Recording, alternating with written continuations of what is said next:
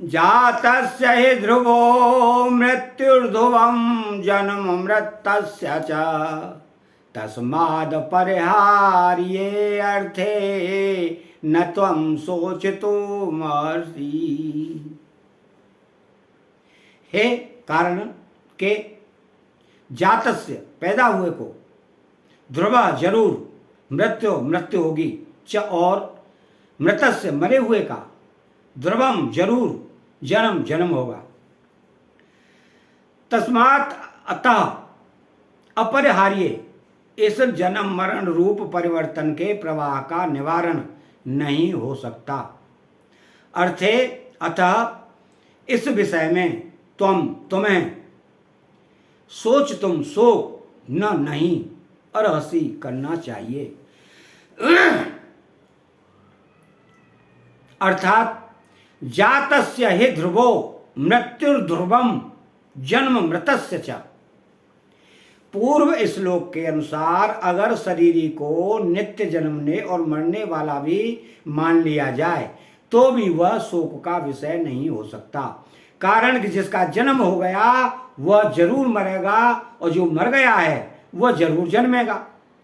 तो तस्माद् परिहार्ये अर्थे न त्वं शोचितो मर्हसि।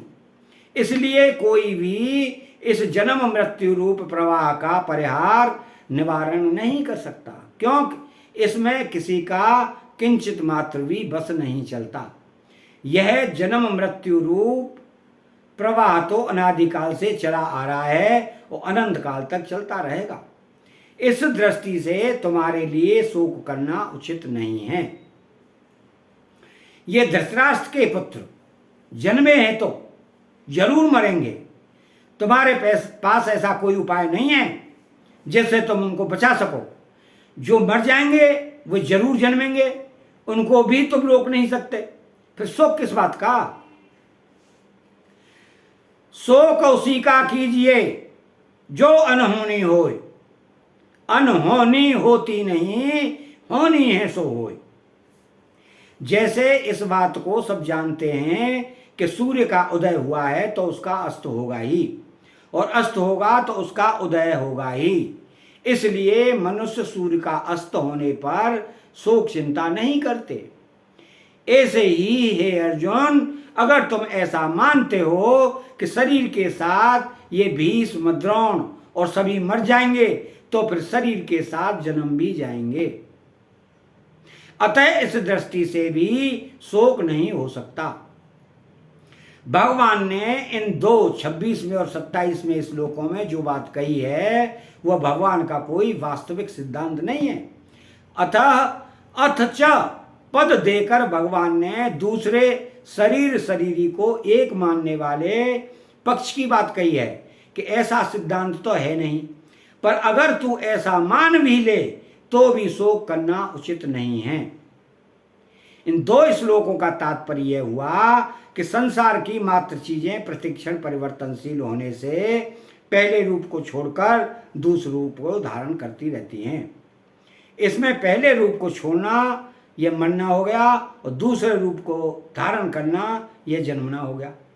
इस प्रकार जो जन्मता है उसकी मृत्यु होती है और जिसकी मृत्यु होती है वह फिर जन्मता है। यह प्रवाह तो हर दम चलता ही रहता है। इस दृष्टि से भी क्या शोक करें। इसका मेन भाव,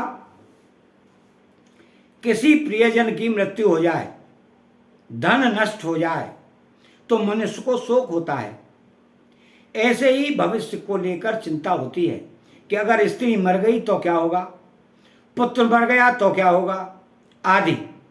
ये शोक चिंता अपने विवेक को महत्व न देने के कारण ही होते हैं। संसार में परिवर्तन होना, परिस्थिति बदलना आवश्यक है।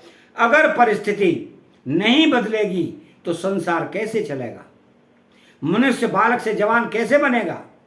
मूर्ख से विद्वान कैसे बनेगा? रोगी से निरोग कैसे बनेगा? बीज का वृक्ष कैसे बनेगा? परिवर्तन के बिना संसार स्थिर चित्र की तरह बन जाएगा। वास्तव में मरने वाला परिवर्तनशील ही रहता है, रहने वाला कभी मरता ही नहीं। यह सबका प्रत्यक्ष अनुभव है कि मृत्यु होने पर शरीर तो हमारे सामने पड़ा रहता है, पर शरीर का मालिक जीवात्मा निकल जाता है। अगर इस अनुभव को महत्व दें तो फिर चिंता शोक हो ही नहीं सकते। बाली के मरने पर भगवान राम इसी अनुभव की ओर तारा का लक्ष्य कराते हैं। तारा बेकाल दे केरा गोराया, दीन ज्ञान हरि लीनी माया, छेत जल गावक गगन समीरा, पंचरचित अति अधमो शरीरा, प्रगट सुतानो तवो आगे सोवा, जीवनेत्य के लगे तुम्हारोवा, उपजा ज्ञान चरण तवो लागी, लीने से परम भगत वर मांगी। विचार करना चाहिए कि जब 84 लाख योनियों में कोई भी शरीर नहीं रहा तो फिर यह शरीर कैसे रहेगा। यह 84 लाख योनि शरीर में मेरे और मैं नहीं रहे तो फिर यह शरीर में मैं मेरा कैसे रहेगा। यह विवेक मनुष्य शरीर में हो सकता है, अन्य शरीरों में नहीं। ये 27वां श्लोक यही समाप्त होता है। आप चैनल को सब्सक्राइब करें, बेल आइकन घंटी को दबाएं और कमेंट में राधे कृष्णा लिखें। आपका बहुत बहुत धन्यवाद। जय श्री राधे कृष्णा।